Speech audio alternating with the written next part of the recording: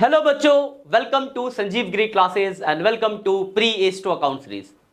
बेटा ये जो सीरीज चल रही है इसमें हम आपको सिखाएंगे बेसिक्स। आपके 11th का आपका इतना स्ट्रांग कर देंगे बेस ताकि आपको 12th में कोई परेशानी ना हो। अभी तक हमने कैश बुक तक कर लिया, चैप्टर 10 हो चुके हैं और चैप्टर 11 अभी करेंगे। किसी टेक्निकल इशू की वजह से बोर्ड में दिक्कत आ गई थी, बोर्ड खराब हो गया था तो अभी रिप्लेस होकर नया बोर्ड आया। तो बोर्ड खराब होने की वजह से कुछ लेक्चर्स नहीं आ पाए, तो अब जल्दी जल्दी से उन लेक्चर्स को कवर अप करके आपके टॉपिक सारे कवर अप करा देंगे। टेंशन लेने की जरूरत नहीं है आपको। कोई नया बच्चा है तो मैं उसको बता दो, बेटा मैं जो भी यहाँ बोर्ड पे पढ़ाता हूँ उस बोर्ड का जो नोट्स होता है वो हमारे टेलीग्राम चैनल पे जाता है। तो अगर तक अभी तक आपने हमारे टेलीग्राम चैनल को सब्सक्राइब नहीं किया है तो फटाफट से पहले उस टेलीग्राम चैनल को सब्सक्राइब कर लो ताकि आपका कोई भी लेक्चर मिस ना हो और उसके जो टॉपिक्स हैं उनके नोट्स आपको मिलते रहे। प्लस इस प्लेलिस्ट को सेव कर लेना कि आपको अपडेट मिलते रहे कि आज कौन सा लेक्चर डला हुआ है। तो आपकी पढ़ाई एकदम सीक्वेंस में चलती रहेगी और दिक्कत किसी चीज के लेने की जरूरत नहीं है। मैं हूं आपका सारा का सारा कोर्स एकदम सिलेबस एकदम मजबूत तरीके से करा दूंगा, दिक्कत आपको नहीं लेनी है। बस आपको करना क्या है, तो डेडिकेशन से जो भी लेक्चर है उनकी पढ़ाई करो, उनसे रिलेटेड क्वेश्चंस की प्रैक्टिस करो। बाकी बहुत आसान है, आराम से होगा, दिक्कत लेने की कोई जरूरत नहीं है। चलिए फिर आज का स्टार्ट करते हैं। बेटा आज हम पढ़ेंगे अदर बुक के बारे में।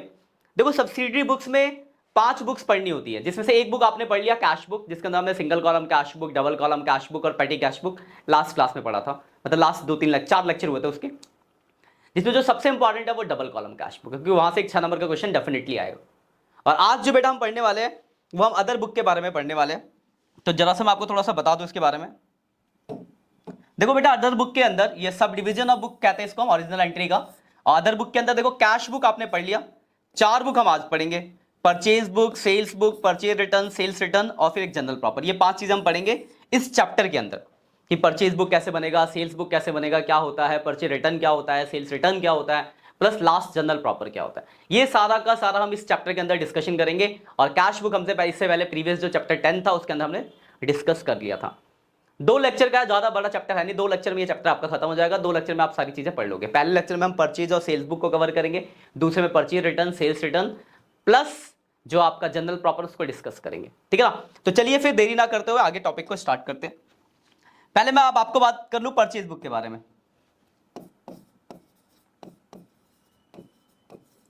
देखो बेटा परचेज बुक में ना 2 तरह के क्वेश्चन आएंगे, 2 फॉर्मेट बनेंगे। एक जहां पे आपको expense not given, expense not given, एक जहां पे एक्सपेंसेस गिवन,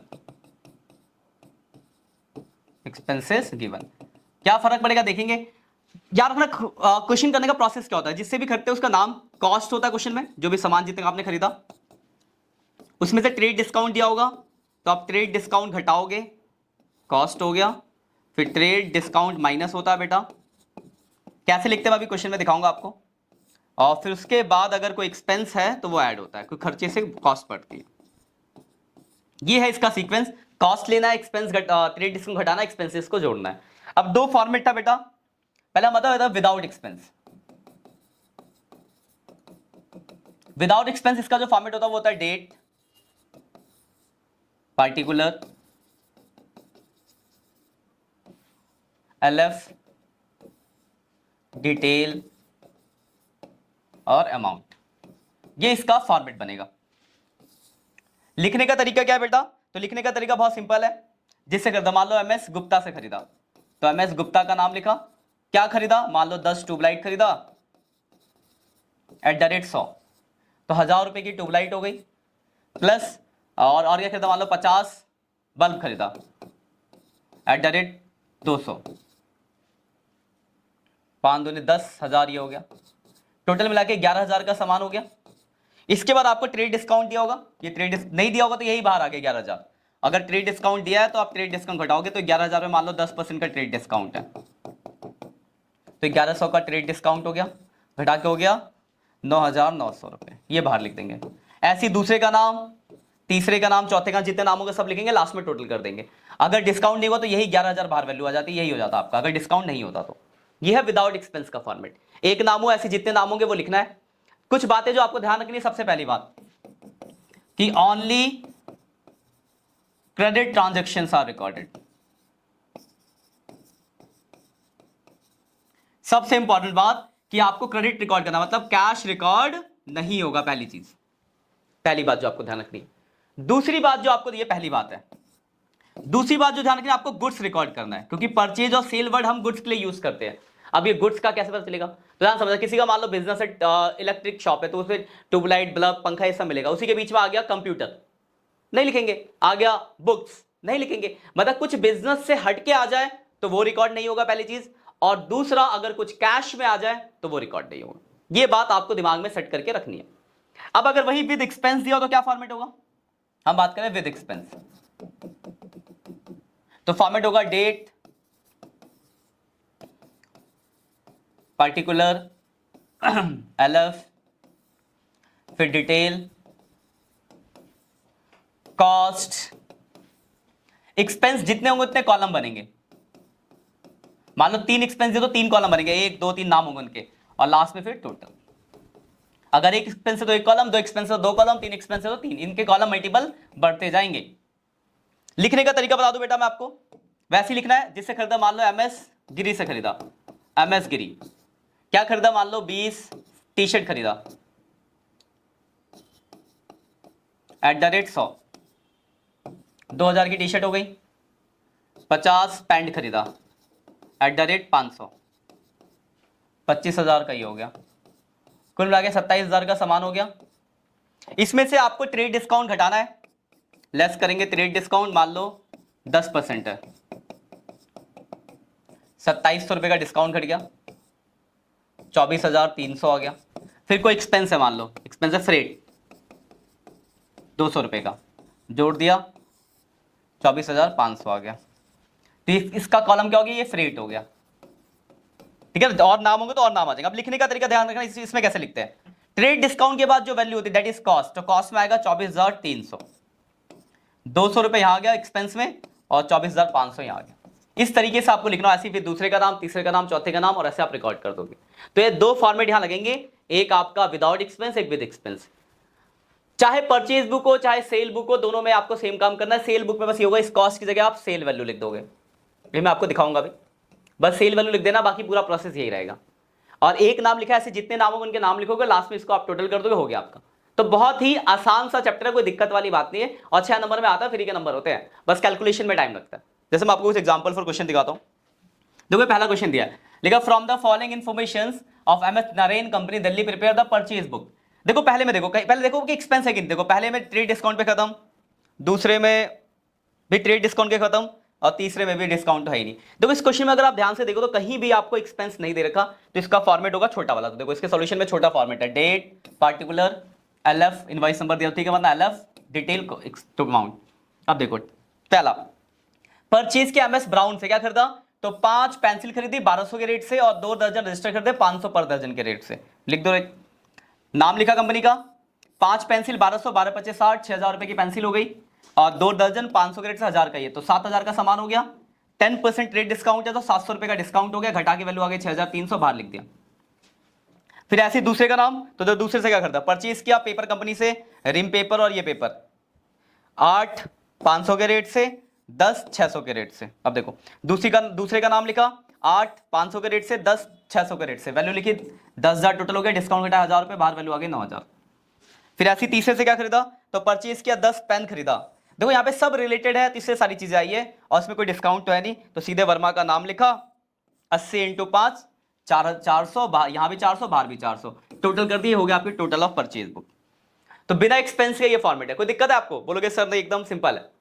वही अगर विद एक्सपेंस हो तो क्या दिखाते, देखो इसमें एक्सपेंस है, देखो पहले में तो नहीं है, देखो इसमें भी नहीं है, देखो लास्ट वाले में देखो दिखा रखा है, फ्रेट 75 रुपए का एक्सपेंस दे रखा फ्रेट का, और क्या एक्सपेंस दिख रहा तुम्हें,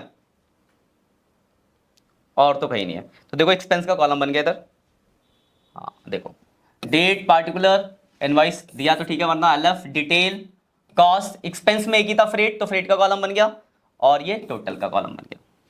2 एक्सपेंस होते तो 2 कॉलम बनते। पहला किया परचेज किया जोशी से, ये तो 10 ट्यूबलाइट 85 और डिस्काउंट है, और यहाँ पे एक्सपेंस नहीं है, तो जोशी का नाम लिखा, 10 200 2000 रुपए का सामान हो गया। 50 बल्ब 100 के रेट से 5,000 का सामान हो गया, टोटल मिला के 7,000 हो गया, डिस्काउंट घटाया 6,300 वैल्यू आ गई। यही इसका कॉस्ट है, एक्सपेंस नहीं, तो यही इसका टोटल हो गया। फिर देखो दूसरा, देखो क्या, परचेज अगेंस्ट कैश, 6 तारीख की एंट्री में लिखा है उसने कैश में खरीदा, तो मैंने अभी आपको बताया था अगर कैश में खरीदेंगे तो रिकॉर्ड नहीं करेंगे, तो 6 तारीख की एंट्री देखो यहाँ रिकॉर्ड नहीं करी गई है।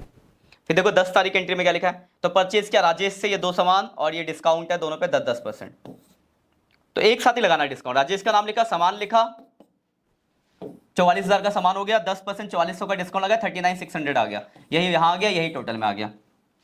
अब देखो 15 परचेज लैपटॉप।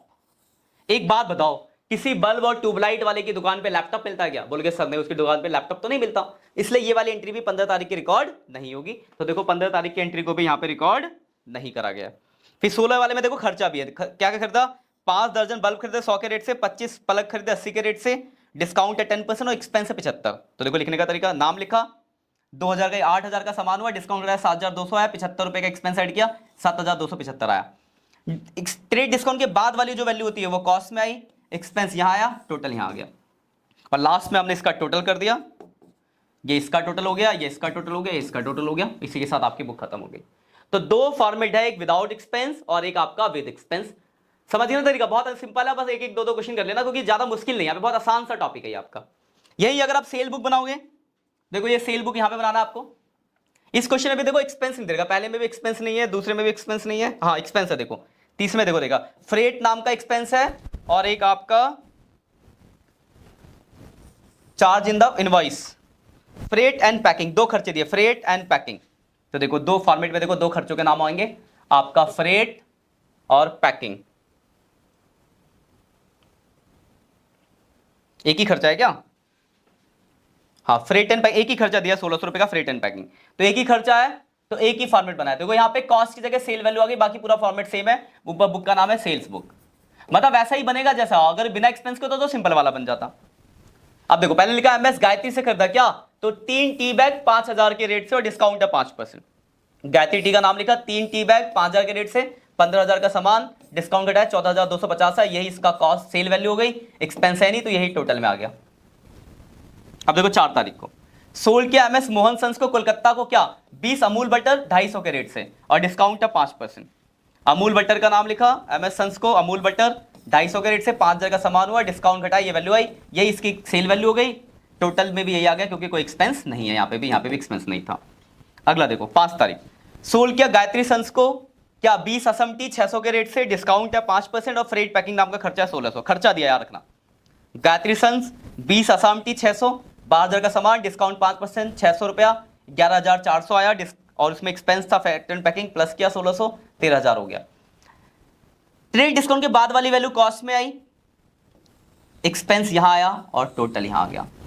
इसके बाद देखो अगला लिखा है सोल्ड किया अगेंस्ट कैश, तो 6 तारीख की एंट्री नहीं आई। अगला है फर्नीचर, तो एक बात है, दूध बटर टी की दुकान पे क्या फर्नीचर मिलता है? बोलोगे सर नहीं, तो इसलिए आखिरी की 2 एंट्री रिकॉर्ड नहीं करी गई है, बस हो गया, टोटल कर दिया खत्म। तो एक बात बताओ, चाहे परचेज बुक बनाओ चाहे सेल बुक, क्या कुछ अलग किया है? तो बोलोगे नहीं सर एक जैसा ही काम हो रहा है, तो बिल्कुल यही है, चाहे आप परचेज बुक बनाओ चाहे आप सेल्स बुक बनाओ, चाहे आगे की 2 बुक भी बनेगा वो भी ऐसी है। तो आपको सीधा सा सीधा ऐसे ही करना है, बस याद रखना विदाउट एक्सपेंस है तो छोटा फॉर्मेट है, विद एक्सपेंस है तो बड़ा फॉर्मेट है, 2 क्वेश्चन कर लेना बहुत है। 2 बातें बस ध्यान रखनी है कि कैश वाला रिकॉर्ड नहीं होगा और कुछ बिजनेस से हट के आ गया तो वो रिकॉर्ड नहीं होगा, कैश तो लिखा ही होगा, बिजनेस से हट के आप खुद पढ़ना, जहां जैसे कहीं लिखा है कि बल्ब ट्यूबलाइट है, बल्ब ट्यूबलाइट के बीच में फर्नीचर आ गया, नहीं लिखेंगे, बुक है, बुक के बीच में लैपटॉप आ गया, नहीं लिखेंगे, मतलब कुछ हट के आ गया तो रिकॉर्ड नहीं करना, ये बस दिमाग में सेट कर लो। अब देखो इसमें एक ऐसा भी क्वेश्चन आता है, यहाँ पे परचेज और सेल बुक बनाना है, अब एक साथ तो परचेज सेल बुक बनेगा नहीं बेटा, ये क्वेश्चन जरूर कर लेना। तो आपको 2 अलग अलग पेज पे, एक पेज पे परचेज बुक बना लोगे, एक पे सेल बना लोगे। अगर एक्सपेंस के साथ दिया है तो बड़ा फॉर्मेट, विदाउट एक्सपेंस दिया तो छोटा फॉर्मेट, वो आपको देखना पड़ेगा। अब देखो पहला लिखा बॉट तो ये परचेज बुक में चले जाएगा, दूसरा लिखा सोल्ड तो ये सेल्स बुक में चला जाएगा, फिर लिखा सोल्ड तो सेल्स बुक में, बॉट तो परचेज बुक में। तो परचेज वाली जितनी ट्रांजेक्शन है उनको परचेज बुक में लिख देना, सेल्स वाली जितनी ट्रांजेक्शन को सेल्स बुक में लिख देना, और दोनों का अलग अलग आप टोटल कर देना, मतलब 2 अलग अलग बुक बना देनी और कुछ भी नहीं है, ठीक है। इसी के साथ जो आज का टॉपिक है आपका परचेज एंड सेल्स बुक वो आपका खत्म होता है। अगली क्लास में हम इनके रिटर्न्स और जनरल प्रॉपर पढ़ लेंगे, तो इनके क्वेश्चंस की आप प्रैक्टिस कर लेना, कोई भी दिक्कत हो कमेंट सेक्शन में बताना। बाकी जो भी मैंने यहाँ बोर्ड पे पढ़ाया इसका पीडीएफ आपको बताइए हमारे टेलीग्राम चैनल पे आपको मिल जाएगा, तो चैनल का लिंक डिस्क्रिप्शन में होगा। अगर अभी तक आपने सब्सक्राइब नहीं किया है तो जाकर उस चैनल को सब्सक्राइब कर लो, और हमारा जो यूट्यूब है उसको अगर अभी तक सब्सक्राइब नहीं किया तो बेटा कर लो, और प्लेलिस्ट भी सेव कर लो ताकि आपको सारे लेक्चर टाइम टू टाइम मिलते रहे और आपको अपडेट मिलता रहे। बाकी नोट्स असाइनमेंट सब कुछ हमारे टेलीग्राम चैनल पे आएगा, तो उसको तो फॉलो सब्सक्राइब करना बिल्कुल मत भूलना बेटा, क्योंकि सारे अपडेट्स आपको वहीं मिलेंगे। और वहां पे 11th और 12th दोनों के ही लेक्चर्स आते हैं, तो आपको काम के जो 11th के उन्हीं को देखना, ठीक। चलिए फिर बाकी देरी ना करते हुए आज के टॉपिक को खत्म करते हैं। बाकी नेक्स्ट क्लास में हम इस चैप्टर को खत्म कर देंगे, और एग्जाम आने वाले बेटा तो अच्छे से तैयारी करो। कोई भी दिक्कत हो तो आप मुझे याद करो कि आपके संजीव भैया आपके साथ आपके एग्जाम तक है और आगे भी रहेंगे। जब तक आपको कोई भी गाइडेंस चाहिए यू कैन कमेंट, ठीक है। चलिए फिर मिलते हैं आगे नेक्स्ट लेक्चर में, तब तक के लिए बाय बाय।